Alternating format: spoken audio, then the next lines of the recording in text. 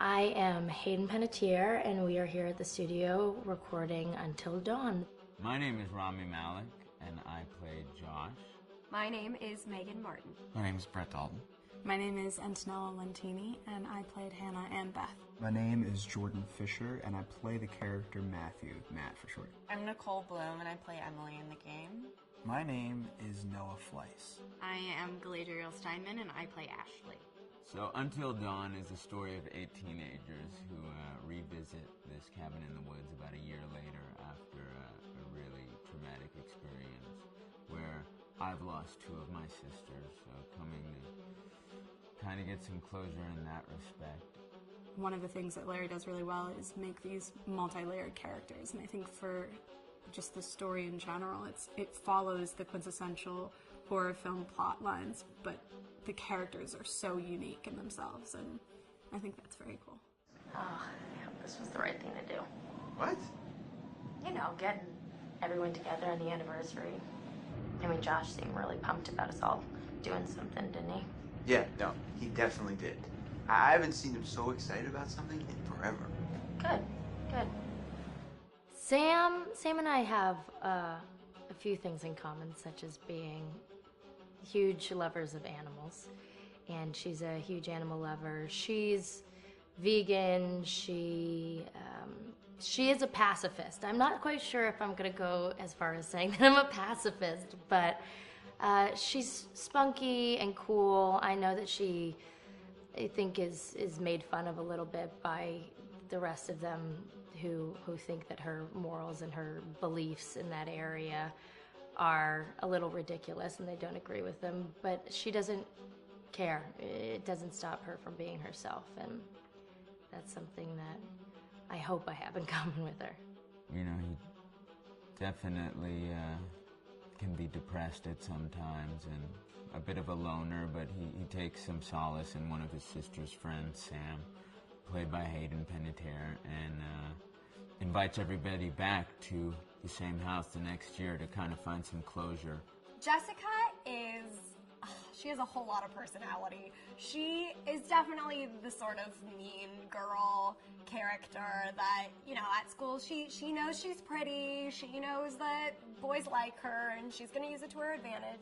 He's got a big heart, and you can tell that that's very evident, especially how he treats his girlfriend, Emily, and, you know, he's kind of a meathead, but in the best way possible. She really knows what she wants, and she manages to get that from whomever it is, whether it be Matt or Mike. You know, she's really driven, and I can definitely relate to that. My character is Chris, and he is what society might consider the nerd of the group, and he kind of embraces it. Ashley she's a little more serious than some of the other girls. She's definitely very intelligent and thoughtful. She kind of looks at the whole big picture of things. She's not quite as geeky as Chris, but they connect in a lot of ways. Mike is like big guy on campus. He's the class president who has some charm and has brain, and I don't know, people seem to like Mike. He gets away with a lot, though. He can be kind of jerky. The fact that he really just kind of wants everyone to be happy, and he's a people pleaser, and I can definitely attest to being, you know, that guy. I'm always the friend that wants everybody to be happy and wants everybody to be taken care of, and that's definitely Matt. But also, like, this character is just so fun. I rarely get to play the bitch, and so it was really fun to do that. The spirit of things, seriously, what's wrong with you? I'm just trying to lighten the mood, Em. Don't be like that. Like what? The way you're being. You always get like this. I just think this is just the coolest thing to be a part of, and I just think it's going to take the world by storm. I really do. I think this genre is the wave of the future, and I think that once people see the potential behind it, of getting to interact with the drama that you're witnessing unfold in such a realistic way, that this is how entertainment's going to be from now on.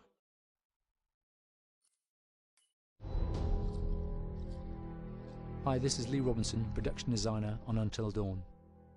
The production design for Until Dawn started with the great teen horror script that sets the characters in a Canadian winter mountain lodge, being a contemporary setting with visual clues derived from classic films of that genre, such as Hitchcock's Psycho and Stanley Kubrick's Shining. The storyboards are vital to the production design, as it allows the designer to understand the scale of the environments to be made and the detail that would be seen to create the atmosphere of a horror. This took us into concepts that took these storyboards further, visualizing the world through the color palette, the lighting, tone, and the mood, and developing key locations such as the lodge, the cable car stations, the forests themselves, the wilderness. As you can see, the environments and atmospheres change quite a bit from warm and inviting to cold and threatening. The Millionaire's Mountain Lodge was a key example. It was designed to be made from nearby stone and timber, embedding it into the landscape, with a contrasting and contemporary interior needing to be opulent and extravagant. We created dark and claustrophobic corridors with ominous and large open spaces, almost cathedral-like in size, and with huge structures to silhouette and dwarf the characters within, providing a labyrinth to explore and wander. Each character was developed with a strong visual identity in mind, with contrasting colours, tones and silhouettes to identify them, each to have their own texture, pattern and shape, so that when they were lined up you could always identify them. The costume designs allowed a range of clothes that would suit them for the cold winter weather, but also have an element of style and individualism, so that the audience could look at them and relate, recognizing themselves within them. A lady would like to cuddle up with her man by a nice cozy fire bathed in atmospheric mood lighting. Right. It'll get plenty toasty once we're rubbing up against each other. Mike? Yeah. Fire and mood lighting. Yes. Working with the lighting artists, we really brought the look and feel of the world together, and this required a thorough understanding of the visual language of teen horror. A key scene was where all the characters emerge out of the rear of the lodge chasing Hannah. A contrast is evident straight away from the exterior wilderness to the warmth of the lodge. The attention to character lighting here is through the bounce and rim lighting, accented colours and composition, creating characters that come from the dark into the light and back again with an emotional effect. Guys, there's someone outside. What the hell? Hannah! What's going on? Where's my sister going? It's fine. She just can't take a joke. It was just a prank, Han.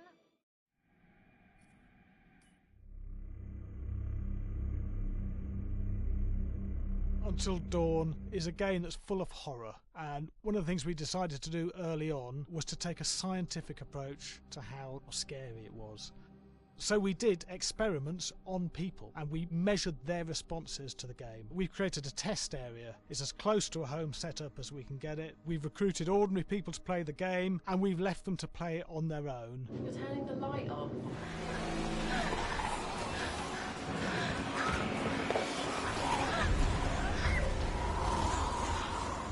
The only difference is it's rigged with cameras and microphones. And play. Bracelet here we use for biometric testing. It measures the player's emotional response. It's called a galvanic response sensor. It makes contact with the user's skin and it measures the electrical conductivity across their skin. It's the same principle as an old-fashioned lie detector. When you're stressed, you sweat a little, very sensitive, and picks up tiny changes if the player is feeling anxious or scared. That data's fed back to a testing team, it comes through as a graph. I'm so sorry.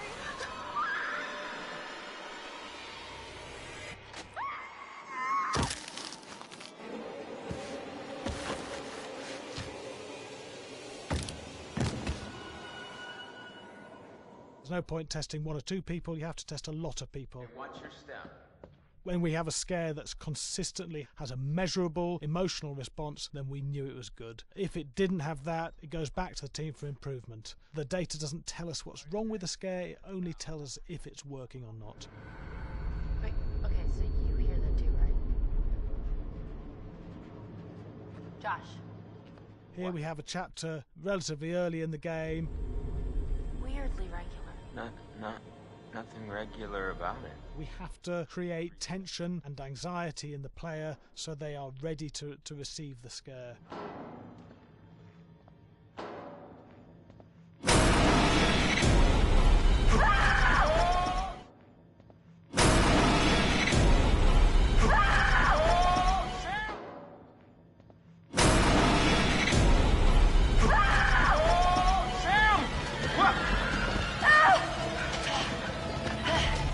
the player time to recover, to cool down, to calm down, and then start building the tension again before we do the next scare.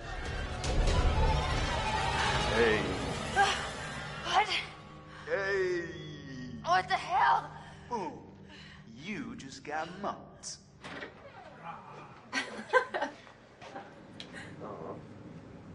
Yeah, I have such an adrenaline high from that game. There's two things we found. One is we could look at the scares, analyse if our expected scares were working effectively. Were people shrieking and covering their hands, or were they getting an emotional response from it? And being scientific about it means that we strip out people's opinions about whether things are working or not. We've got data, and we look at the data. If it's working, we're happy with it. Really scary. Bit scared and wanting to get away. I actually be maybe a bit scared to play on my own, but in a room with the lights on, yeah, with some other people as well, yeah, maybe. But because I'm a scaredy cat, I would play with someone in the room. And the lights on. It was one of the scariest games I've played in a long while.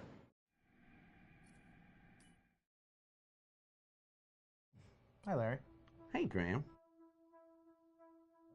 Hi, my name is Graham Resnick. I'm a filmmaker, writer, director, sound designer, and I started working with Larry Fessenden about 10, 15 years ago through my friend Ty West, who I grew up with, and have done a lot of sound design with on his films. And he was producing Ty's films at the time, and Ty introduced me to Larry. Larry produced my first feature, and we've written together on several projects. My name is Larry Fessenden. I'm a filmmaker. I run Glass Eye Pix, which is an independent production company out of New York. We make indie movies, a lot of scary movies as well. And I got a call to audition to write this video game. And I called my pal Graham Resnick because Graham is a gamer. And while I thought I could offer something to the idea of writing this multi-branching story, I knew that I would want Graham's expertise as a lover of gameplay, since I guess games were started. So and just as a lover. And as a lover, yes. Which is why there's so many sex jokes in the game. There was one Italian website that did say the Larry that's Fessenden right. and Graham Resnick, the two lovers behind Until Dawn. Come here. Maybe I know how to handle you too. I am definitely ready to be handled. So I wanted Graham by my side. Yeah, and we got the gig, and it's been an amazing ride. Oh, hell yeah. Oh my god, she's taking her shirt off. What? Oh my god. Matt, what are you doing here?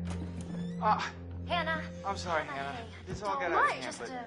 So in the game, the basic setup is that a year prior to the game's start, all these kids had gone up to a ski lodge that was owned by the parents of one of the kids, or a couple of the kids, and some of the teenagers played a prank on some of the other teenagers, and a terrible tragedy occurred when a few of them, two sisters, ran out into a blizzard, and were never seen from again.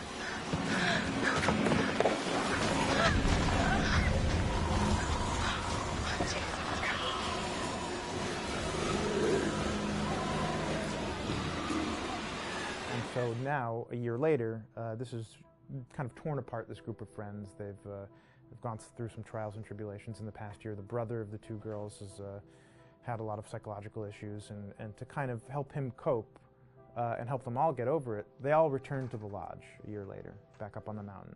And the idea is to get over it, but... the healing does not begin. Yeah, and these kids are all trying to find themselves. They've been through a trauma, but in general, they're just teenagers trying to figure out who they are. So they're all kind of falling into the patterns, the stereotypes, the characters they see on TV and in the movies. I think we were very interested in taking genre tropes and kind of making them sort of refresh them.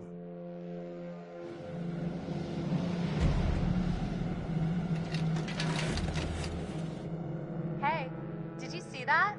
Dad said it'd just be us this weekend. We're familiar with how slasher movies work. Most people have seen some horror movies, and we have established notions and preconceptions about the roles of the players in horror movies and how they talk and how they get killed and how they have sex. And to bring you into the game that way and then subvert a lot of those expectations was kind of our goal. They're haunted by some incident that happened in their past, which I think you pretty much figure out that that's going to have a role in their interaction. Yeah, so I think what was fun was we take some sort of stock characters and we try to give them some shape, but at least at the beginning they're recognizable in the way of groups of friends. There's, you know, the jock and the bitchy girl and the rivalries between everyone. And oh my gosh, and really fun characters too. Like these, it's.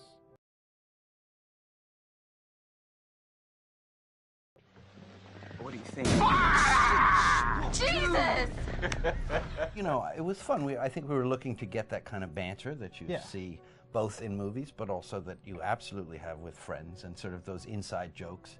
And of course, as writers and as friends ourselves, we sort of developed little tracks, and we try to give the characters that kind of vibe.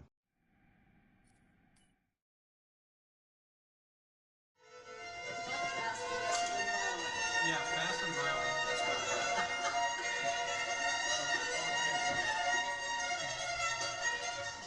All right, from the top.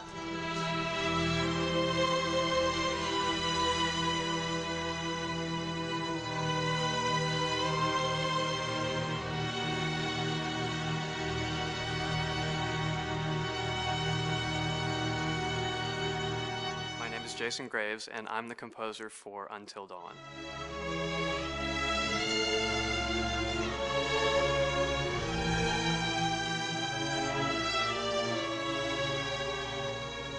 I've been involved with Until Dawn for about a year now. Originally, I was contacted by Barney Pratt, the audio director. I think that had something to do with my lineage of horror games, and hopefully not the fact that my last name is Graves, although a lot of people seem to associate my name with scary music.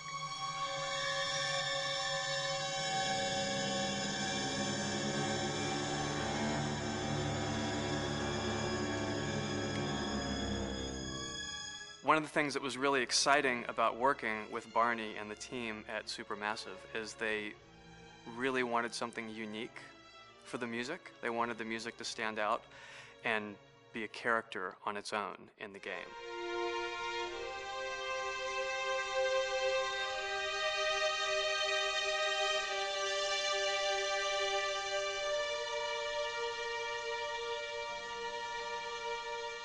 When I'm first starting on a new score, and it doesn't matter if it's film, television, or games, I always end up going to the main theme.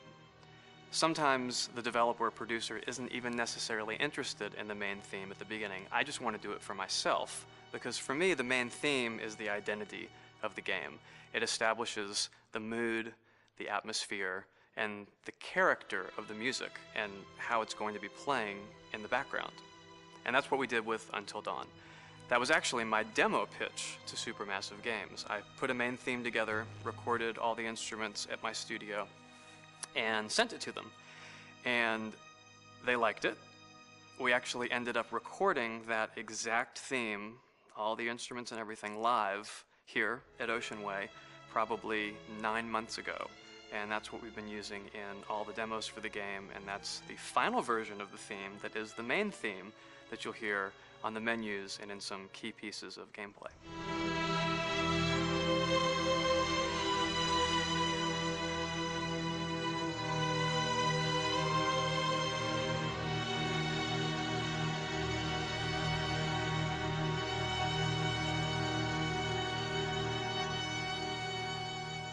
I seem to have made a name for myself in horror.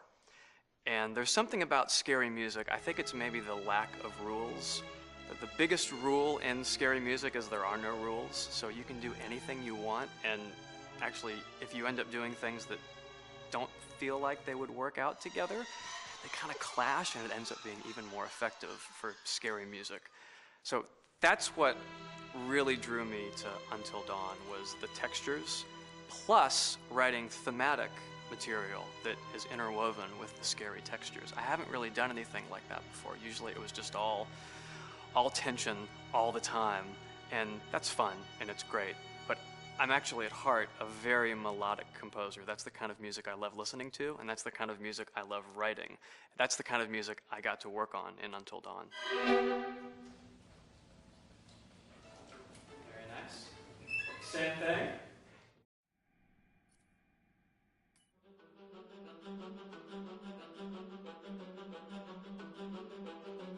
My name is Will Biles, Executive Creative Director of Until Dawn. The first part of getting a believable facial performance in-game is to capture, topographically, the actor's range of emotional expressions as separate versions of the same head. Every tiny nuance gets digitized and merged, effectively creating a model that can recreate every facial movement that the actor makes. Once the topography has been recorded, the actor's performance itself can be captured by using a predetermined set of marker points drawn precisely on the face and a high-def helmet cam, wirelessly linked to capture devices. The camera is the small box where it looks like the microphone should be. Outro Sam. Mark. It records in high def the movement of the dots throughout the performance that will drive the expressions captured earlier. Unlike other systems, this form of capture is far less lossy because there are fewer interpretations between performance captured and performance rendered finally in-game. The audio is also recorded via two separate lavalier mics attached to the helmet. It takes a while for the actors to acclimatize to carrying around the recording devices and the helmet cams, but very soon the shoot becomes similar to any other effects shoot or a green screen shoot. The actors in these scenes are only recording facial animation, but use cursory body movements for pacing. Wait, and maybe we should all stick together and find everybody and make sure that we're all okay, so... 1-1, the year before the prank. Take 2, Mark. Other than the other actors, they have to use their imagination for everything and everywhere that they are supposed to be seeing and feeling. Idiot! So dumb! From a hot midday studio in Los Angeles to a freezing midnight mountain in British Columbia.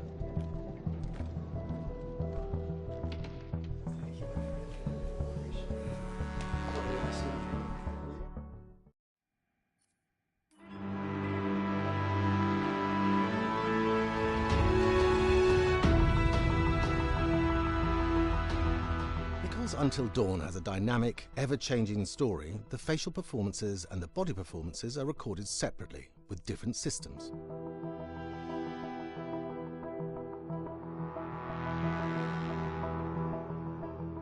With the body capture, we use reflective bead suits and an infrared camera matrix system that drives the CG bone hierarchies in our character models. These performances cover everything from character locomotion, scene-specific performances and stunt work, most of which was recorded at studios in Pinewood and Shepperton, near London. Hannah! Hello? Combining all the elements seamlessly in the final game becomes a formidable editing and logistical task. Every variation, both physical and emotional, must be combined in these multi-edits.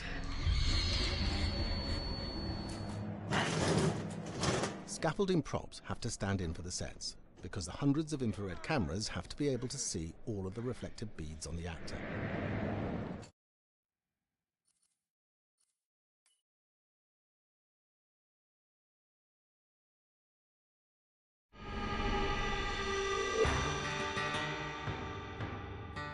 America's North Woods border region. Within this land of 10,000 lakes and miles of dense timber, a hideous creature is believed to lurk. The North Woods is probably one of the last frontiers in America. There's still a lot of places in this area that hasn't been set foot by man. Monsters and mysteries exist here because it is remote. Up in the North Woods, winters are long. In times of biting cold and isolation, a devouring monster is believed to come forth. It's terrorized native people for generations. Growing up, I was told, like, don't go outside, the Wendigo will get you.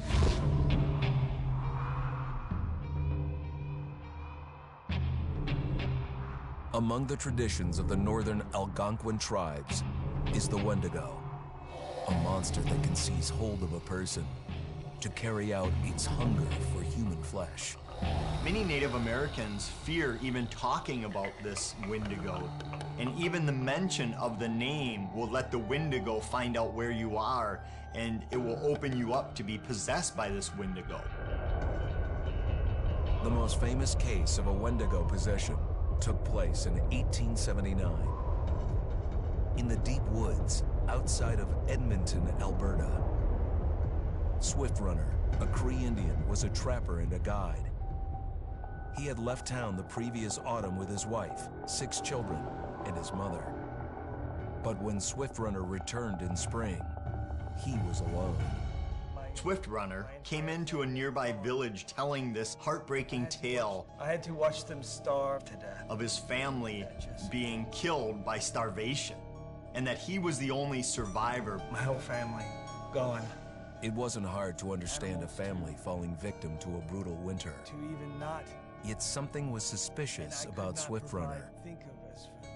He was a strapping man, and he came into town weighing over 200 pounds. It didn't look like somebody who had just weathered a terrible winter. He wasn't malnourished, didn't look like he was starving. He looked healthier than ever.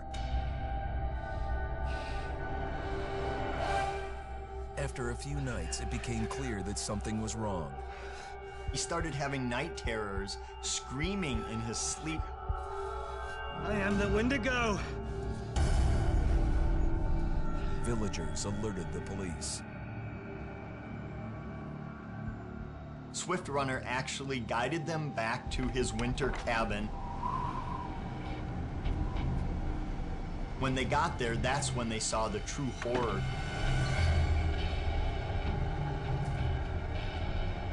Human skulls were scattered around, many bones, some of which had been snapped in half, and the marrow inside had been drained.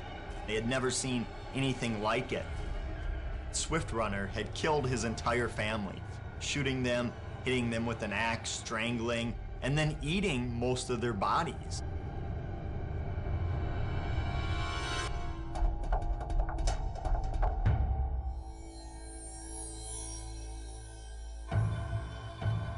Right up until the moment the noose was on his neck, Swift Runner swore the evil spirit of the Wendigo had possessed him and twisted him into a cannibal killer.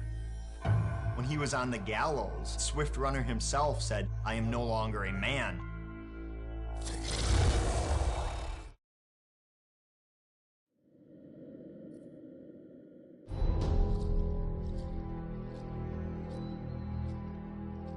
Just move over there. Go on, move. Let me say what I came to say. I'm here to tell you what you're up against being back on this mountain. You should never have returned. I don't know why you did after what happened last year. You mean with Hannah and Beth? Yeah, how could you know without being involved? I don't take kindly to you kids coming up here to my mountain. Your mountain. The mountain don't belong to me, it's true. But it don't belong to the Washingtons. This mountain belongs to the Wendigo. Hi, this is Lee Robinson, production designer at Supermassive Games. Understanding the ancient myths of the Wendigo was key for their development that helped the visual look. Through sketches and concepts, these elements were visualized, such as eyes being milky, almost dead, with loss of lips and eyelids due to frostbite, fangs growing and arms and legs getting longer, with skin hardening and thickening to look snarling and menacing, yet withered and lean. What the hell was that? Another fucking piece of... Fingers and toenails extending like claws, allowing them to climb effortlessly. We made them look gaunt and weathered, and having ragged remains of clothes they wore. Blood-stained and rotten, with patches of hair still remaining, they retained strong skeletal limbs, which enable them to be agile and quick through the environment. Where are you? My name is Jamie Gallipo, animation director at Supermassive.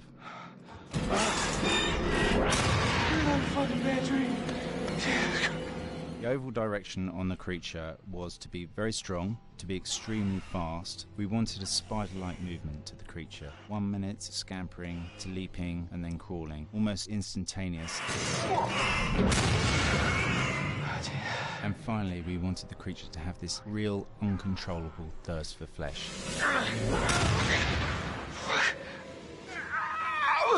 From a sound design perspective, the Wendigo was a real challenge. For the main vocalisations of the Wendigo, we used our own vocalisations, various different animals from the exotic to the farmyard, various plugins and processes to gel these sounds together and keep a human resonance behind that voice, telling the backstory of the Wendigo.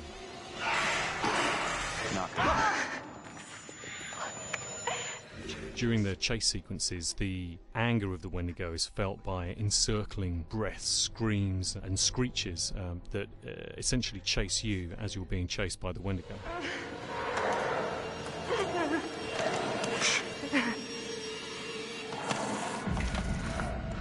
We would layer them up in a multitude of layers, sometimes 15, 20 sounds playing at the same time, to build up the vocalizations for this fearsome creature which is always in attack mode, hyperactive and chasing you throughout the game.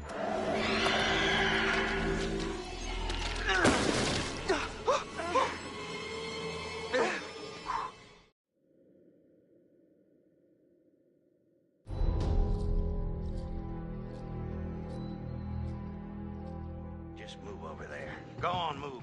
Let me say what I came to say. I'm here to tell you what you're up against being back on this mountain. You should never have returned. I don't know why you did after what happened last year. You mean with Hannah and Beth? Yeah, how could you know without being involved? I don't take kindly to you kids coming up here to my mountain. Your mountain. The mountain don't belong to me, it's true. But it don't belong to the Washingtons. This mountain belongs to the Wendigo. Hi, this is Lee Robinson, production designer at Supermassive Games. Understanding the ancient myths of the Wendigo was key for their development that helped the visual look. Through sketches and concepts, these elements were visualized, such as eyes being milky, almost dead, with loss of lips and eyelids due to frostbite, fangs growing and arms and legs getting longer, with skin hardening and thickening to look snarling and menacing, yet withered and lean. What the hell was that? Another fucking piece of... Fingers and toenails extending like claws, allowing them to climb effortlessly. We made them look gaunt and weathered, and having ragged remains of clothes they wore. Blood-stained and rotten, with patches of hair still remaining, they retained strong skeletal limbs, which enable them to be agile and quick through the environment. Where are you? My name is Jamie Gallipo, animation director at Supermassive.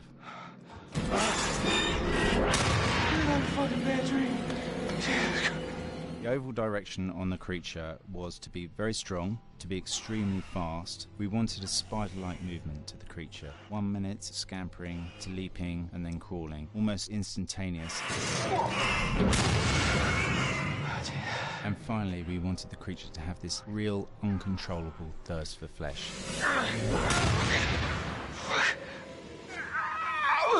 From a sound design perspective, the Wendigo was a real challenge. For the main vocalisations of the Wendigo, we used our own vocalisations, various different animals from the exotic to the farmyard, various plugins and processes to gel these sounds together and keep a human resonance behind that voice, telling the backstory of the Wendigo.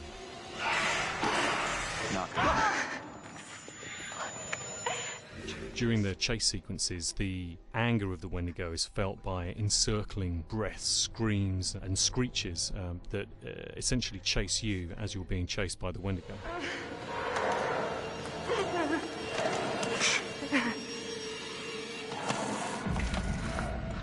We would layer them up in a multitude of layers, sometimes 15, 20 sounds playing at the same time, to build up the vocalizations for this fearsome creature which is always in attack mode, hyperactive and chasing you throughout the game.